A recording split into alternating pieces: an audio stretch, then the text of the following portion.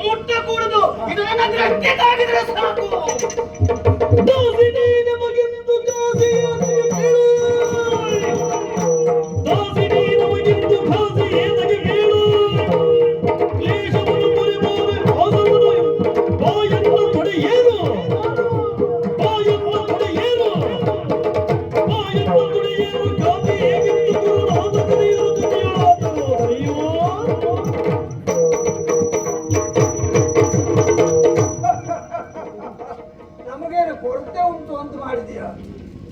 ಗಾಳಿಗೆ ಸಿಕ್ಕಬಾರದು ಅಂತ ಹೋಗ್ಲಿ ಅಂತ ಹೇಳಿದೆ.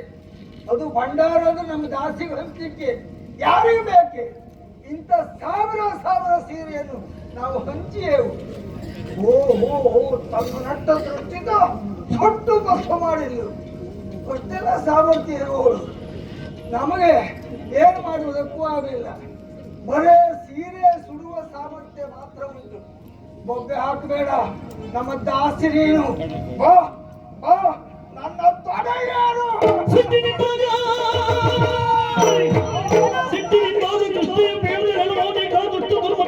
ತಡೆಗಳ ಮುಂದೆ ಭೀಮನ ಕರದಿ ಬಿಡಿದಿದ್ದ ಧರೆಯಿಂದ ಬರಲಿ ಪುಟ್ಟಿ ಪುಟ್ಟಿ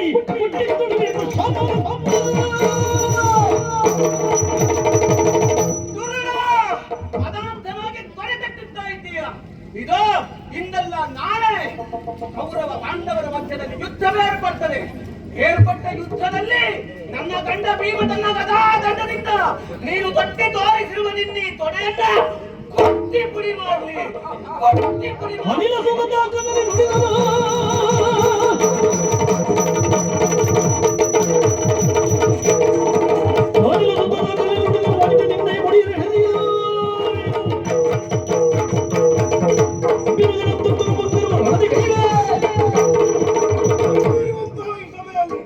ನಮ್ಮ ಐವರ ಮುಡಿದಾಗಿರುವಂತಹ ಪಾಂಜನೆಯನ್ನ ತೊಡೆಯೇರಿಸುವುದಾಗಿ ಹೇಳಿದ್ದಾನೆ. ಮುಂದೊಂದು ದಿನ ನಿನ್ನ ತೊಡೆ ನಾನೇ ಮುರಿದ್ದೇನೆ. ಅಷ್ಟೇ ಮಾತ್ರ ಅಲ್ಲ, ನಿನ್ನ ತಮ್ಮ ದುಶ್ಯಾಸನ ನನ್ನಯ್ಯ ನಿನಗೆ ಭಂಗವನಿಕೆಯ ಕುಲದ ಕರುಣೆನು ಈ ಕುಲದ ಕರುಣೆನು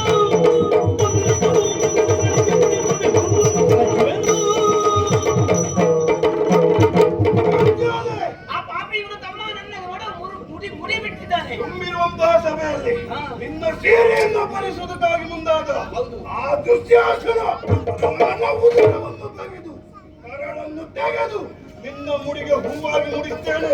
ಇದು ನನ್ನ ಶಪಥ. ನಗು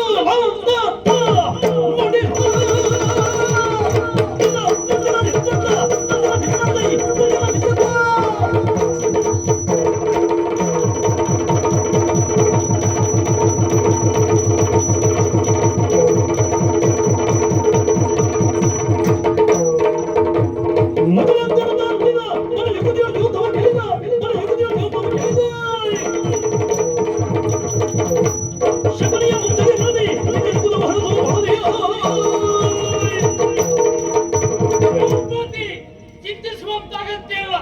ಸಭಾ ಮಧ್ಯದಲ್ಲಿ ಈ ರೀತಿ ಅವಮಾನ ಮಾಡಿದ್ದಾರೆ.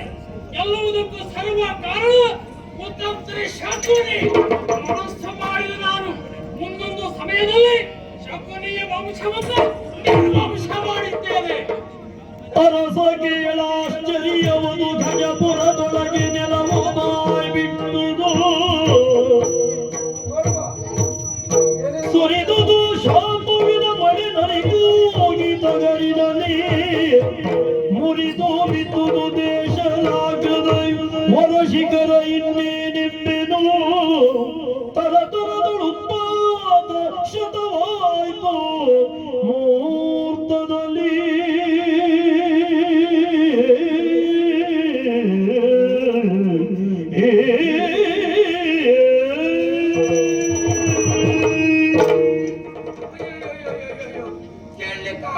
ಕೇಳಲಿಕ್ಕಾಗುವುದಿಲ್ಲ. ಕರ್ಕಶವಾದಂತ ಶಬ್ದ, ನರಿ ನಾಯಿಗಳ ಚೀರಾಟ, ಇದೆಲ್ಲ ಏನು ಅಂತ ಒಂದು ಅರ್ಥ ಆಗುವುದಿಲ್ಲ. ದ್ರೌಪದಿ ದ್ರೌಪದಿ ಎಲ್ಲಿದ್ಯಮ್ಮ? ತಾಯಿ ದುಃಖಿಸಬೇಡ, ಕಳ ಅಪಾಗತಿಗೆ ನೀ ನೋಯದೀರೆನ್ನೋ ನೋಡಿ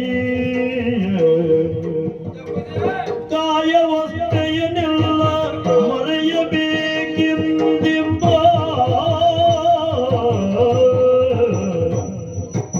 ಕಾಯವಸ್ಥೆಯನ್ನೆಲ್ಲ ಮರೆಯಬೇಕೆಂದೆಂಬ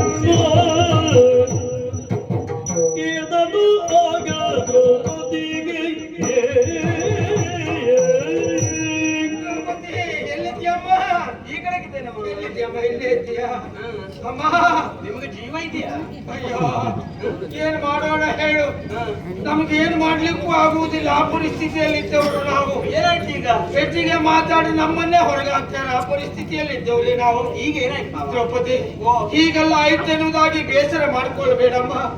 ಆದ ಘಟನೆ ಎಲ್ಲ ನನಗೆ ಗೊತ್ತಾಗಿದೆ. ಹಾಗಾಗಿ ಇದನ್ನೆಲ್ಲ ಮರೆತು ಬಿಡು. ಒಂದು ಕೆಟ್ಟ ಕನಸು ಎನ್ನುವುದಾಗಿ ಭಾವಿಸ್ಕೋ. ಅಷ್ಟೇ ಅಲ್ಲಮ್ಮ, ಈ ಅವಸ್ಥೆಗೆ ಕಾರಣ ಏನು ಅಂತ ಗೊತ್ತಾಗಿದೆ. ನನಗೆ ನಿನ್ನ ಬಗ್ಗೆ ಭಾರಿ ಸಂತೋಷ ಆಗಿದೆ. ಹಾಗಾಗಿ ಮೆಚ್ಚಿದಂತ ನಾನು ನಿನಗೆ 3 ವರವನ್ನು ಕೊಡ್ತೇನೆ. ಏನು ಅಂತ ಕೇಳ್ಕೊ. ಮಾವ ನೀವೇಕೆ ಬಂಕುಪಚರಿಸು ಬಿರಿಗ ಮಾವ ನೀವೇಕೆ ಬಂದು ಪಚರಿಸು ಬಿರಿಗ ನೋವಾಯ್ತೆ ನಿಮ್ಮಯ ಮನಗೆ ನೋವಾಯ್ತೆ ನಿಮ್ಮಯ ಮನಗೆ ಕೇವಲ ಪಾಪಿ ಎನ್ನಯ ಸೇರಿ ಸುಲಿವಾಗ ಕೇವಲ ಪಾಪಿ ಎನ್ನಯ ಸೇರಿ ಸುಲಿವಾಗ ಕಾವ ಕರುಣ ಇಲ್ಲದು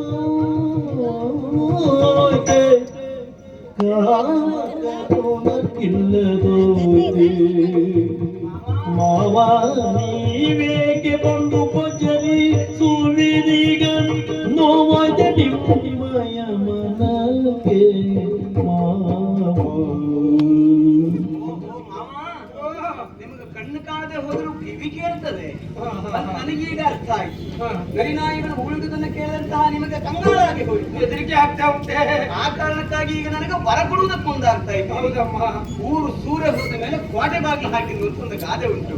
ನೀವು ಹಾಗೆ ಮಾಡಿದ ಹಾಗಾಯ್ತು. ನಿಮ್ಮ ಮಗ ದುಷ್ಟ ಆ ಪಾಪಿ ತುಂಬಿದ ಸಭೆಯಲ್ಲಿ ನನ್ನ ಸೀರೆಯನ್ನು ಸೆಳೆದದ್ದು ಆಯ್ತು, ನಾನು ತಿರುಗಿ ಶಪಿಸಿದ್ದು ಆಯ್ತು. ಇಷ್ಟಾದ ಮೇಲೆ ಈಗ ನನ್ನನ್ನು ಸಮಾಧಾನ ಪಡಿಸುವುದಕ್ಕೆ ನೀವು ಮುಂದಾಗ್ತಾ ಇದ್ದೀರಿ. ಎಷ್ಟಂದ್ರೂ ಹಿರಿಯರಾಗಿ ಒಬ್ಬರು ಸಾಮ್ರಾಟರಾಗಿ ನೀವು ಆಡುವಂತಹ ಮಾತಿಗೆ ನಾನು ಮರ್ಯಾದೆಯನ್ನು ಕೊಡಬೇಕು. ಆ ಕಾರಣಕ್ಕಾಗಿ ವರ ಕೊಡುವುದಕ್ಕೆ ಮುಂದಾಗ್ತಾ ಇದ್ದೀರಲ್ಲ ನೀವು. 3 ವರವನ್ನು ಕೊಡ್ತೇನೆ, ಏನು ಅಂತ ಹೇಳ್ಕೊಂಡು ಮೊದಲನೇ ವರವನ್ನು ಕೇಳ್ತೇನೆ. ಹೇಳು. ಹೆಣ್ಣಾದವಳಿಗೆ ಪತಿಯ ಪರದೈವ, ಪತಿಯ ಆಭರಣ, ಪತಿಯ ಸರ್ವಸ್ವ ಅನುಮಾನಬೇಕು. ಹಾಗಾಗಿ ನನ್ನ ಪತಿಗಳು ಈಗಾಗಲೇ ಸರ್ವಸ್ವವನ್ನು ಕಳ್ಕೊಂಡು ಅಲ್ಲ ಸಮ್ಮತನವನ್ನೇ ಕಳ್ಕೊಂಡು ದಾಸರಾಗಿದ್ದಾರೆ. ದಾಸತ್ವವನ್ನ ಬಿಡಿಸಬೇಕು, ಅದರಿಂದ ವಿಮೋಚನೆಗೊಳಿಸಬೇಕು ಮಾವ. ಆಗ್ಲಿ ಮಗಳೇ ಆಗ್ಲಿ, ನಿನ್ನ ಆಸೆ ಎಂತೆ ಆಗ್ಲಿ. ಅಷ್ಟೇ ಅಲ್ಲ, ಮತ್ತೆ ಎರಡನೇ ವರವಾಗಿ ಒಬ್ಬ ಗಂಡು ಒಬ್ಬ ಕ್ಷತ್ರಿಯನಾದವ, ಅವನ ಕೈಯಲ್ಲಿ ಆಯುಧವಿದ್ರೆ 100ನೇ ಬಲ ಅಂತ ಹೇಳಿದ್ರು. ಸರಿ. ಈಗಾಗಲೇ ಜೂಜನ್ನಾಡುವಾಗ ನನ್ನ ಗಂಡಂದಿರೆಲ್ಲ ಆಯುಧಗಳನ್ನು ಕಳೆದುಕೊಂಡಿದ್ದಾರೆ. ಗದೆಯೋ ಗಾಂಡಿವೋ ಮುಂತಾದವೆಲ್ಲ ನಿಮ್ಮವರ ಒತ್ತೆಯಾಗಿದೆ. ಹಾಗಾಗಿ ಅವರ ಆಯುಧಗಳನ್ನೆಲ್ಲ ಅವರಿಗೆ ಕೊಡಿಸಿ ಮಾವ.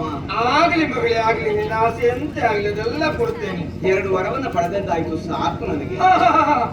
ನಾನು 3 ವರ ಕೊಡ್ತೇನೆ ಅಂತ ಹೇಳಿ ಆಗಿದೆ.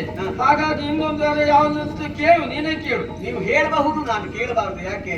ವರ ವೈಶ್ಯಗೊಂದು, ಪರಪರಿಗೆ 3, ದ್ವಿಜನಿಗೆ 100, ಕುಲವತಿಗೆ 2.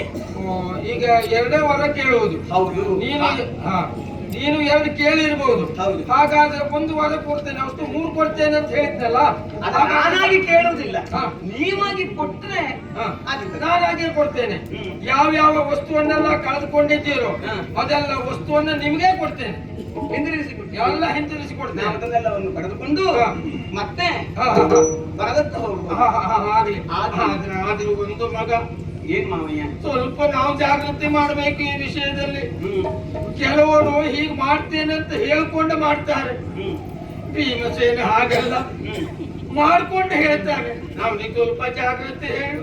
ಈ ಜಾಗ್ರತೆ ನಿಮ್ಮ ಮಕ್ಕಳಿಗೆ ಹೇಳಿ ಒಳ್ಳೇದಾಗಿತ್ತಲ್ವ ಮಾವಯ್ಯ? ಅದು ಹೇಳೋದು ಕೇಳಬೇಕಲ್ಲ ಅವರು. ಆಗ್ಲಿ. ಅಯ್ಯೋ ದೇವ್ರೆ, ನೋಡ ಬರುವಾಗ ಎಲ್ಲ ಕೈ ಹಿಡ್ಕೊಂಡು ಕರ್ಕೊಂಡು ಬಂದ್ರು. ಹೌದಾ? ಈಗ ನಮಗೆ ಯಾರಿದ್ದಾರೆ, ಎಲ್ಲೂ ಹೋಗ್ಬೇಕು ಅಂತಲೇ ಗೊತ್ತಾಗುತ್ತಿಲ್ಲ.